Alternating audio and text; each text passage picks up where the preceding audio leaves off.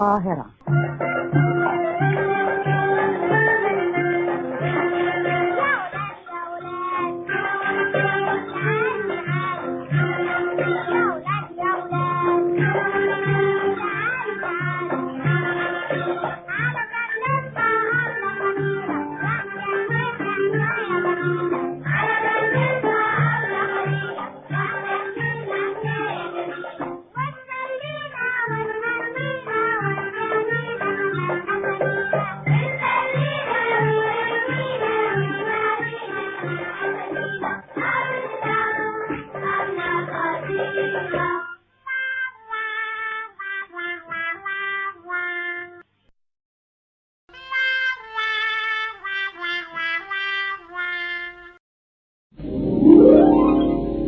حبايب الحلوين، وكان في قط ابيض بلون الفل والياسمين، وقط اسود بلون الابانوس، والاتنين لما يقابلوا بعض في الطريق يكشروا وشهم ويوقفوا شعرهم ويستعدوا للخناق والزعيق.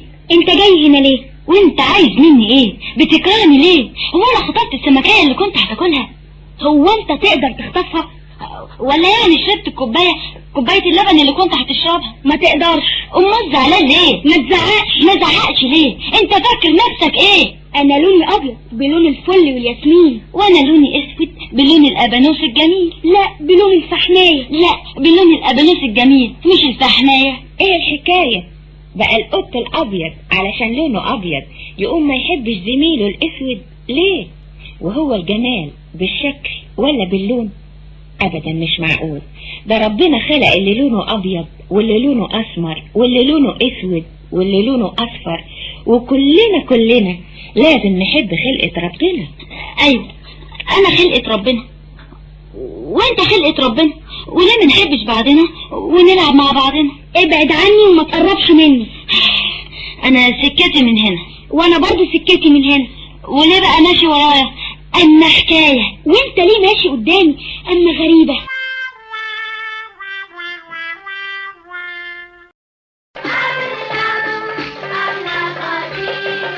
والاعجب والاغرب في الوقت ده كان في فار جاي من بعيد ومش واخد باله، وكل قط كان باصص له، وفي غمضة عين جريوا الاتنين على ناحية الفار. الفار شافهم وخد باله، قام وقف واحتار هيعمل ايه.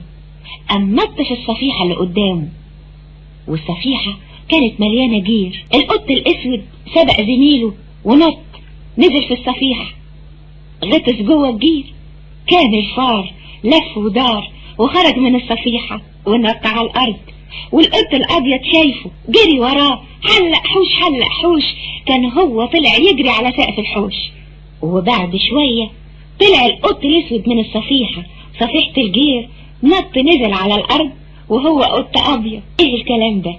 فالزورة دي من الفوازير. بقى القط الاسود خرج من الصفيحة قط ابيض.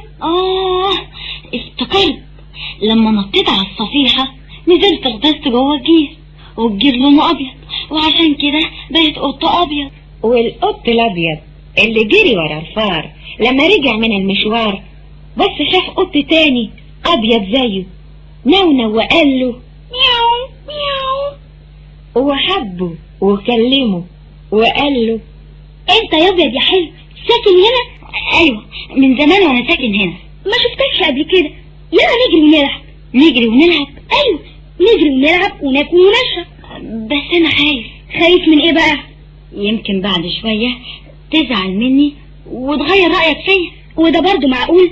انا وانت هنبقى اصحاب على طول على طول على طول، على قد العمر ما يطول. طب انا حلو ليه؟ عشان دمك خفيف وكلامك ظريف.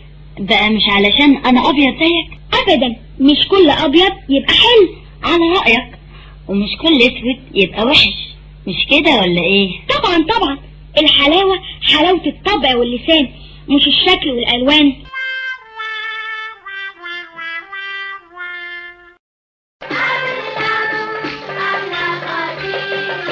والقط اللي كان اسود وبقى ابيض قعد ينظف نفسه في الاول، طلع لسانه ولحس حوالين بقه.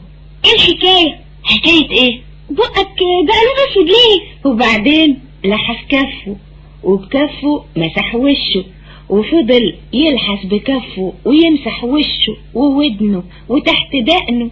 ودلوقتي وشك بقى اسود كمان، ايه الحكاية؟ ليه؟ اصل انا مسحت الجير اللي عليا. يلا بقى نجري ونلعب مع بعضنا. نجري ايه ونلعب ايه؟ ده انت القط الاسود.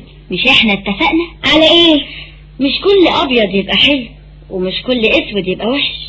دي الحلاوة حلاوة الطبع واللسان، مش الشكل والالوان. الكلام ده كان زمان، انت من هنا وانا من هنا. لكن انا خلقة ربنا وانت خلقة ربنا، ليه بقى ما نحبش بعضنا ونجري ونلعب مع بعضنا؟ وروحي ايام وتعالي ايام. والقط الابيض كان بيلعب في حوش البيت، دخل جوه مدخنة قديمة مرمية محطوطة جنب الحيط، طلع من الناحية التانية اسود زي الفحماية، وكل القطط البيض شافوه، مسكوه خربشوه وسابوه هو بيعيط، ومحدش طبطب عليه ومسح دموع عينيه غير القط الاسود اللي كان زمان بيبعد عنه ويهرب منه، ومن كل قلبه فرح وقال لنفسه: ده صحيح الحلاوة حلاوة الطبع واللسان، مش حلاوة الشكل والألوان. وتوتة توتة خلصت الحدوتة، حلوة ولا ملتوتة؟ حلوة. يبقى عليكوا الغنوة علشان تبقى غنوة وحدوتة.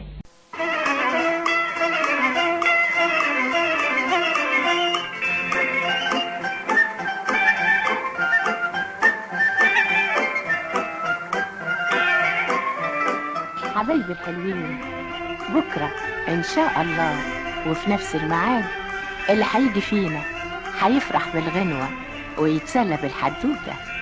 أقول لكم إيه؟ توتة توتة غنوة وحدوتة.